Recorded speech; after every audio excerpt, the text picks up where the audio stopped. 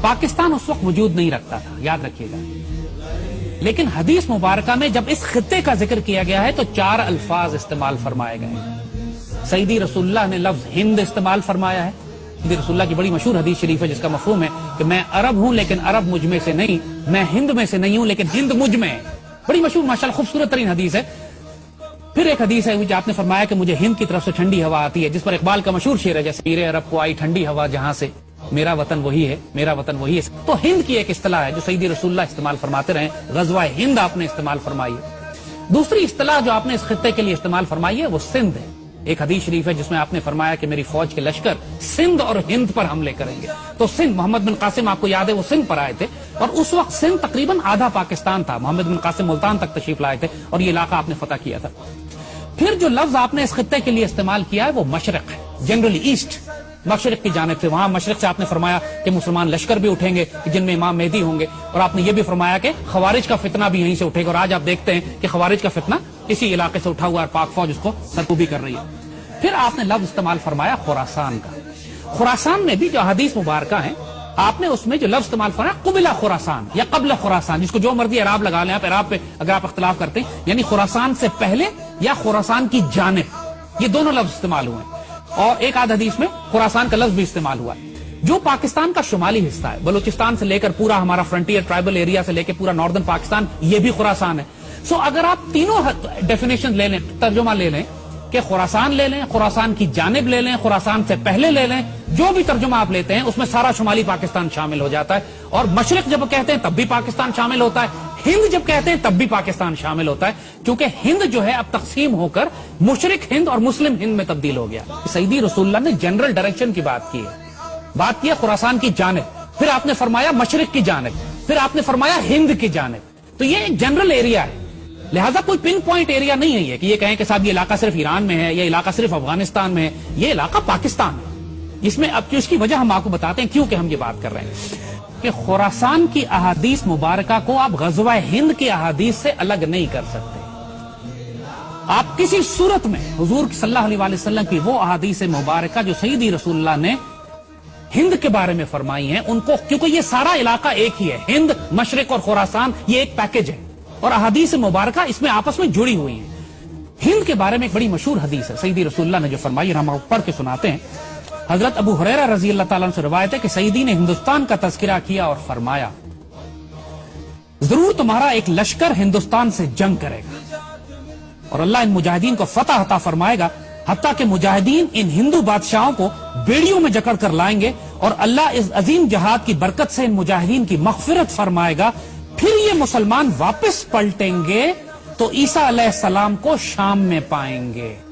یہ نوٹ کیجئے گا، بڑی اہم بات ہے، اس لیے کہ خراسان والی حدیث میں بھی اس کا ذکر آتا ہے، لہذا ہم اس کو جوڑیں گے اس سے۔ اس پر حضرت ابو ہریرہ فرماتے ہیں کہ اگر میں نے یہ غزوہ پایا، غزوہ ہند پایا، تو میں اپنا سارا مال و اسباب بیچ دوں گا اور میں اس میں شامل ہوں گا، اور جب پلٹوں گا تو میں ایک آزاد ابو ہریرہ ہوں گا جو عیسیٰ علیہ السلام کو شام میں پائے گا۔ اور پھر وہ حضور سے کہتے ہیں کہ سیدی کیا میں عیسیٰ علیہ السلام کو یہ بتا سکتا ہوں کہ میں آپ کا صحابی ہوں؟ حضور اس میں مسکرا پڑے، معصوم سوال تھا، حضور مسکرا پڑے، کہتے ہیں بہت مشکل، بہت مشکل۔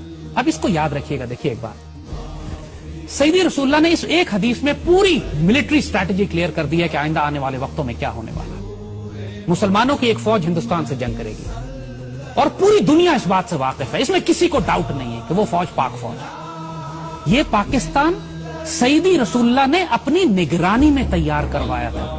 یہ بات ہم اس لیے بڑے اعتماد سے کہہ رہے ہیں کہ اس بات کو ڈیفائن کر کے، ڈسکس کر کے ہم 1000 دفعہ ختم کر چکے ہیں۔ قائد اعظم کو حضور کی زیارت ہوئی، حضور نے حکم دیا قائد اعظم کو کہ ہندوستان جاؤ، تم سے ڈیوٹی لینی ہے۔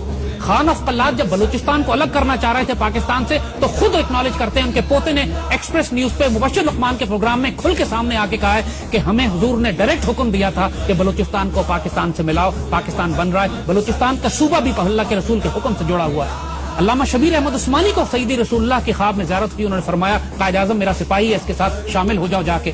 قائد اعظم اقبال کے خواب اور مشن اور ویژن جو تھا اس کی بنیاد پر بنا۔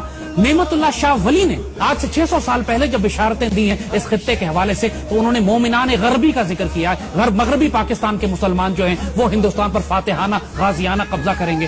تو اس میں کسی کو ڈاؤٹ ہی نہیں ہے کہ یہ پاکستان جو سیدی رسول اللہ نے اپنی نگرانی میں تیار فرمایا ہے، جس کو غزوہ ہند کے لیے تیار کیا گیا ہے، یہی لشکر ہوگا، یہی پاکستان آرمی ہوگی جو سیریا جائے گی، شام جائے گی، اس وقت جب آخری زمانے میں اسرائیل کے ساتھ ایک فائنل بیٹل ہوگی۔ اور یاد رکھیے گا کہ پاکستان آرمی کی تربیت اللہ پچھلے کئی برسوں سے اس کام کے لیے کروا رہا ہے۔ ہم مسلم دنیا کی واحد آرمی ہے جو غزوہ ہند بھی لڑ رہی ہے، ہم انڈیا سے بھی لڑ رہے ہیں، ہم خوارج کے خلاف بھی لڑ رہے ہیں، اور ہم یہودیوں کے خلاف شام میں لڑ چکے ہیں۔ پاکستان ایئر فورس شام جا کے اسرائیلیوں کو مار کے گرا چکی ہے، اور آنے والے وقتوں میں پچھلے دنوں ابھی فلسطین میں ایک زبردست مظاہرہ ہوا تھا جس میں فلسطینیوں نے پاکستان آرمی کو دعوت دی تھی کہ آپ آئیں اور ہمیں آزاد کرائیں۔ تو یہ یاد رکھیے گا کہ اس خطے سے، خراسان سے، مشرق سے، ہند سے 2 فوجیں شام نہیں جائیں گی۔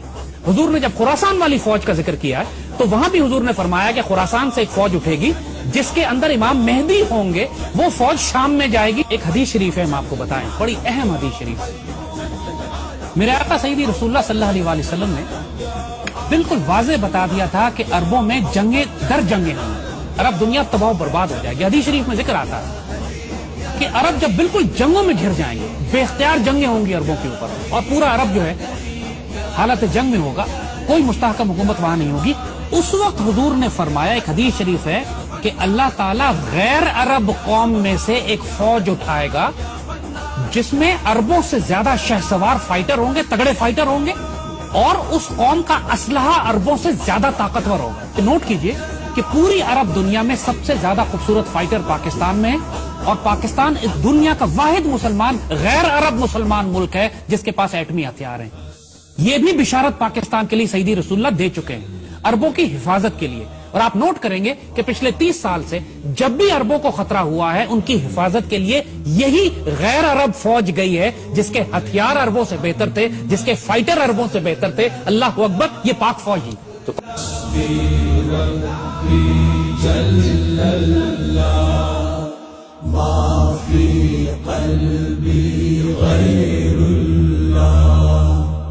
نور محمد صلی اللہ